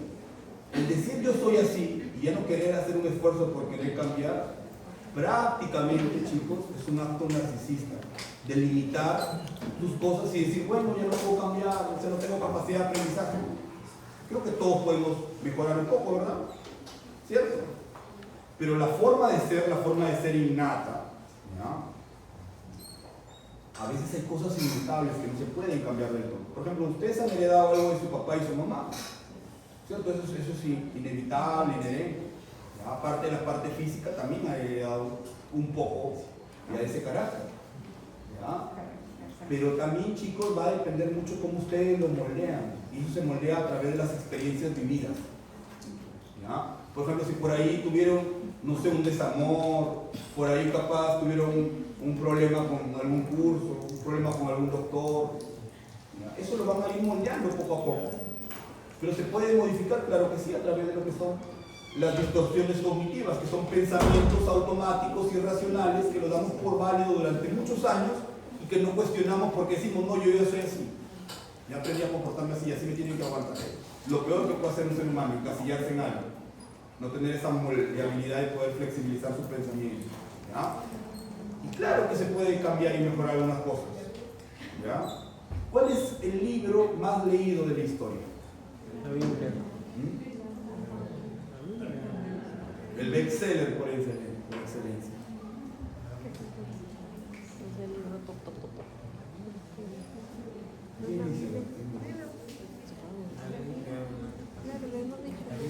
La Biblia. ¿Alguien ha leído la Biblia? ¿Ha leído toda la Biblia? No. Miren, quien les habla ha leído 2 veces la Biblia y aún todavía la sigo leyendo. Y no porque pertenezca a alguna religión. Yo no pertenezco a ninguna religión, ni tampoco voy a ninguna iglesia. Bueno, soy católico de nacimiento porque me bautizaron porque no me podía defender. Luego, a los 8 o 7 años, comencé a cuestionar un poco lo que era el tema de la religión. ¿Ya? Se puede decir que me convertí en agnóstico, no en ateo ya, porque el ateo ateo significa no creer en nadie, ni siquiera en ti. ¿Ya? El ateo solamente espera que le den la respuesta. Yo buscaba la respuesta. ¿Ya? Decir creo en la ciencia y no en Dios es algo incoherente, porque están de la mano. ¿Ya? Luego, como que me convertí en deísta. Deísta quiere decir que creía en algo que nos había, en este caso, creado, valga la redundancia. ¿Ya? Y no solamente es creer, sino también pensar que eso que nos creó tuvo que haber sido una inteligencia superior. Porque de ahí cuando me puse a estudiar un poco de la física cuántica, leí un poco a Albert Einstein, incluso a algunos genios que incluso en algún momento no creyeron también un poco en Dios, me di cuenta que el universo había sido creado de una forma tan perfecta que sería estúpido decir que se creó al azar. O sea, sería estúpido decir que no sé, que estoy acá porque, no sé, he aparecido acá o por obra y magia. ¿Ya? Y Dios no tiene nada que ver con la magia. Yo les digo, Dios no tiene nada que ver con la magia. ¿Ya? Ni tampoco con el hecho de creer milagros, no sé, sorprendentes, inexplicables. ¿Ya? Una vez me dijeron, eres tan inteligente, ¿y por qué crees en Dios? Porque la mayor parte de ateos, o sea, son inteligentes, son personas que muchas veces dicen, no, yo no creo en Dios porque Dios no existe, o sea, Dios no me ha dado nada. ¿Ya? Y muchas veces el ego nos gana. Y créanme, chicos, que a mí el ego me ha ganado varias veces. ¿Ya? Pero aprendí a través de mi deísmo y de tener otra perspectiva en mi vida que yo no podía negar la creación. ¿Ya? No podía negar incluso cosas que hasta ahora no tienen explicación. Por eso que les decía, si nos ponemos ahorita a hablar de física cuántica y la materia oscura, no me van a entender. ¿Ya? Si me pongo a hablar de la Biblia, capaz me entiendan un poco, ¿ya? Porque creo que todos la han leído. ¿Ya? Pero el tema de la Biblia es que muchas personas piensan que solamente tiene que ver con la parte religiosa.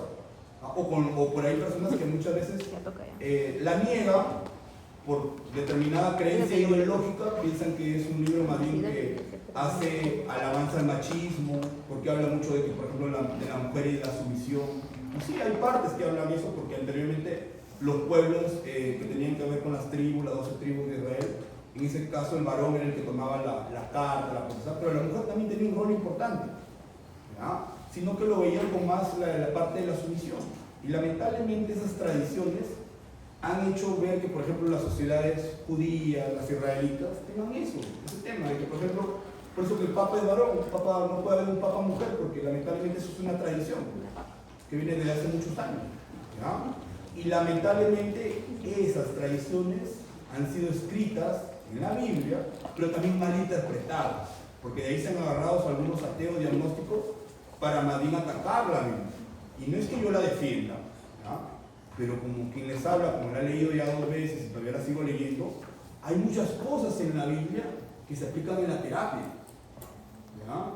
Y como les digo, no es que yo sea pastor, ni mucho menos pertenezca a una religión, ni mucho menos, pero yo no veo a Dios como una religión, ¿ya? La veo como una relación. Sé que existe un creador, porque como les digo, indudablemente alguien tuvo que habernos creado. Imagínense que el universo, el planeta Tierra, está a una determinada gravedad e inclinación, tanto así que si se mueve solamente 2 grados, nos quemaríamos por el Sol. ¿Y saben cuándo va a ocurrir eso? Más o menos en 5.000 años. En 5.000 años más o menos va a ocurrir que la Tierra se va a mover 2 grados, se va a desviar, la gravedad nos va a caer, la estrella del Sol nos va a comenzar a quemar. O sea, en 5.000 años básicamente va a ser el fin del mundo, de forma científica. ¿Ya? Pero para que pase eso, para que la Tierra se incline de forma de 2 grados, ¿ya? Tienen que pasar muchas cosas. Y para que no pase, hay bastantes fuerzas gravitatorias. Unas tienen que ver con la materia oscura, ¿ya? Y hay cosas en la materia oscura que no han sido descubiertas. Y decir que voy a esperar que sean descubiertas para recién creer en Dios, eso es una falacia. Porque a ver, ¿por qué no me pones a indagar sobre eso? Yo me he puesto a indagar sobre eso, chicos, y he encontrado cosas que, si les cuento ahorita, me iría con mis pacientes también a un internamiento. De verdad, se lo digo así de verdad. Pero aparentemente estoy coherente todavía, ¿ya? Y para los que me conocen, ¿ya? Sobre todo para los que me conocen, que son mi grupo de rotación, soy muy apasionado con mi especialidad y sobre todo con la carrera médica, ¿ya? Y justo hoy día quería venir porque es su última clase teórica, ¿ya? Y la idea es que puedan aprender algo más que de psiquiatría, sino aprendan el tema de salud mental. Muchas veces la salud mental hoy en día está muy resquebrajada, ¿ya? Y chicos, y esto pasa porque lamentablemente se van a encontrar a lo largo de su carrera muchos factores, ¿ya? Factores sociales, emocionales. Por ejemplo, eso lo pueden leer, es un cuadrito muy interesante de cómo es que el insomnio, el dolor y la ansiedad se relacionan con muchas patologías, ¿ya? Son artículos que incluso están desde el año 2015, 2018 que han salido. Muy interesante, cosas que la pueden leer, ¿ya? Como se darán cuenta, la especialidad en psiquiatría, ya creo que ya todos la aprobaron, ¿verdad? Porque si se acabó el parcial. He visto notas hasta 19.5. ¿Alguien tiene 20? ¿No? O la nota máxima que he visto es 19.5, creo, ¿no? Porque he visto las notas, ¿no? ¿Nadie tiene 20? ¿No? Pero miren, ahí 19.5 ya lo van a aprobar, ¿no? Sería un delito si no lo aprobaran, ¿no? Pero no se confíen tampoco, ¿ah? Pero eso lo van a leer, ¿ya? Pero lo que no van a leer y lo que les va a costar lágrimas, esfuerzo, aprender, es lo que les estoy hablando, que les puede quedar, o les va a servir un poquito quizás para asumir. Por eso que le pedí a la delegada que puedan venir todos, porque capaz va a ser la última vez que los vea, ¿ya? Y ojalá si los veo en algún momento, al menos me saluden o me den las gracias de que los ayude un poco en algo, ¿ya? Y como les digo, la idea es que al menos se vayan con una idea de que lo que la psicoterapia les puede ayudar, porque siempre hay que tener esa apertura de querer ser ayudado. Quien les habla, yo sigo llevando psicoterapia porque tengo bastantes cosas que aprender y sigo leyendo muchas cosas porque yo no tengo la verdad absoluta. Pero he podido encontrar un libro que sí, donde he encontrado la verdad. ¿Y qué libro creen que ha sido? Sí, la Biblia. ¿Ya? Y no soy fanático religioso y lo he cuestionado. Créeme, cuando tenía 12, 13 años, me expulsaron del curso de religión. Me botaron una monja, ¿ya? Del curso de religión. De verdad, chicos, se lo digo, ¿ya? Y lamentablemente por eso perdí una beca en un colegio preuniversitario, porque bajó mi promedio de religión. Pero tenía que hablarlo, pues. ¿Ya? Porque si no lo hablaba, y no era directo con lo que leía, y no era consciente de lo que estaba escrito ahí, pero no era con el afán de criticar o con el afán muchas veces, chicos, de desafiar a la autoridad, sino que lo hacía con el afán de que me explicara. Y cuando le pedía respuestas, esta monja nunca me las dio. ¿Ya? Así de lógico he sido, pero así también de lógico me han terminado votando de varios lugares. Incluso hasta del internado también me votaron. ¿Ya? Y se los digo con la cruda realidad de aceptar muchas veces quién soy. ¿Ya? A mí no me interesó terminar el internado en cualquier parte porque al final yo sabía quién era. ¿Ya? Si ustedes preguntan por mí, en algún momento algún docente, quien era Oscar Pascu, le van a decir seguramente con las referencias, algunos maestros que todavía siguen enseñando, como por ejemplo el doctor Giracata, ¿ya? Gracias, bueno, a alguien, que deben haber sido mis padres, pero también por medio de alguien, capaz así con un CI muy elevado, que me hizo que alguien me pusiera un diagnóstico de Asperger a los más o menos 12, 13 años. Luego, cuando hice la residencia, me enteré que no era Asperger, porque cambiaron las nomenclaturas, ¿ya? Me enteré que tenían un diagnóstico de altas capacidades, porque también tenían síntomas de un TDAH, que me decía que me aburría con todo, no podía estar quieto, aprendía a la primera con lo que podía, inclusive me quisieron hasta medicar, pero ya para qué, ya tenía entre 29 años cuando estaba por acabar la residencia, ¿no? Y bueno, me dieron un diagnóstico que hasta ahora lo sigo estudiando, lo sigo leyendo, que era el diagnóstico de altas capacidades, doble seccional, una persona con un trastorno de neurodesarrollo mixto. Y no tengo vergüenza en decirlo, ¿ya? Porque gracias a eso he podido comprenderme a mí mismo y comprender también a las personas, a los pacientes, ¿ya? Porque esa condición más bien me ha hecho ser mejor, conocerme, estudiarme más y poder ayudar a otras personas. Y hoy día mis pacientes me lo agradecen, ¿ya? Y más allá de la gratitud que puedo experimentar, que es algo que se lo dejé claro a mi grupo de rotación, lo que yo quiero es que ustedes como alumnos, estudiantes de medicina, se cuestionen todo eso, ¿ya?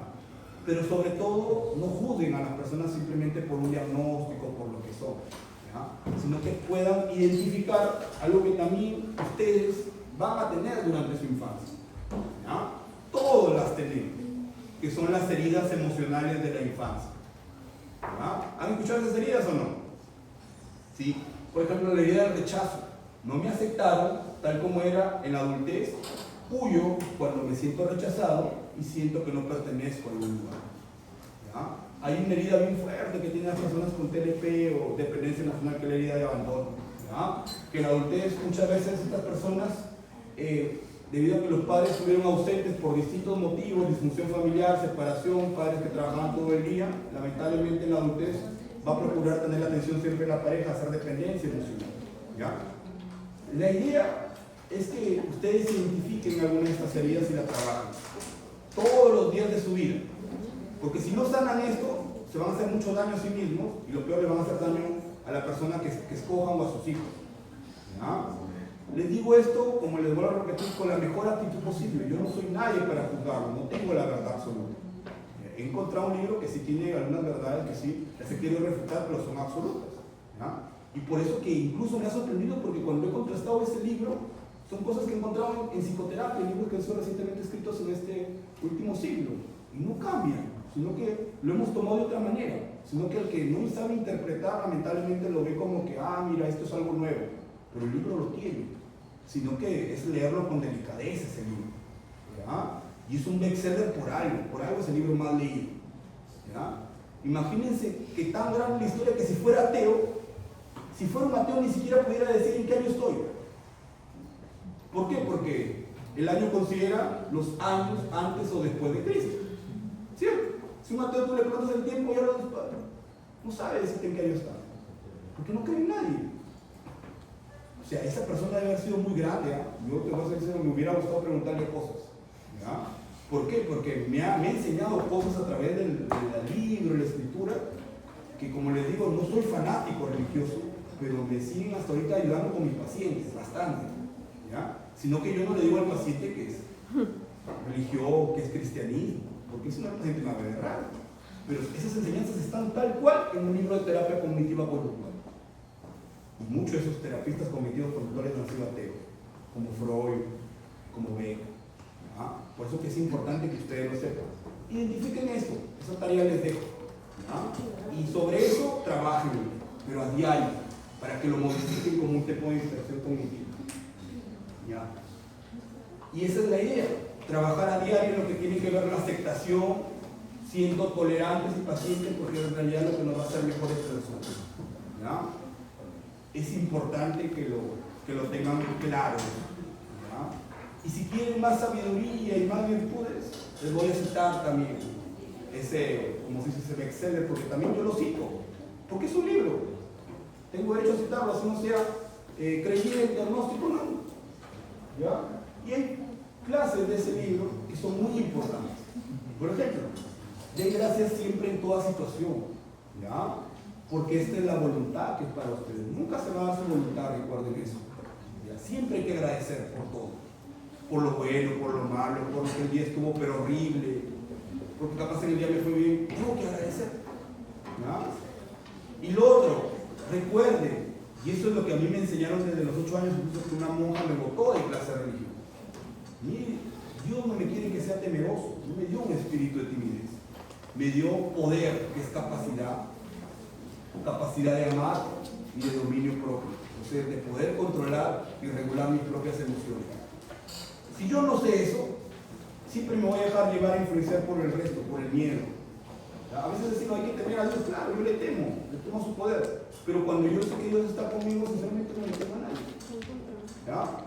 Y lo otro que también es importante, a veces cuando estemos muy cansados, a veces estamos fatigados, a veces creen que no, a mí igual no me da ganas de levantarme a veces en una noche a trabajar, cuando estaba haciendo mi internado, cuando estaba haciendo la residencia y tenía que hacer una guardia. ¿Ya? Lo único refugio es cuando a veces estemos cansados o agobiados, hay que ir donde a veces nos da descanso. Unos chicos, espero no haberlos aburrido, no quiero pretender ser pastor, pero sí les he citado algo importante que es parte de la psicoterapia. El buen descanso, el buen dominio propio, el saber controlar nuestros sueños, ¿ya? El tema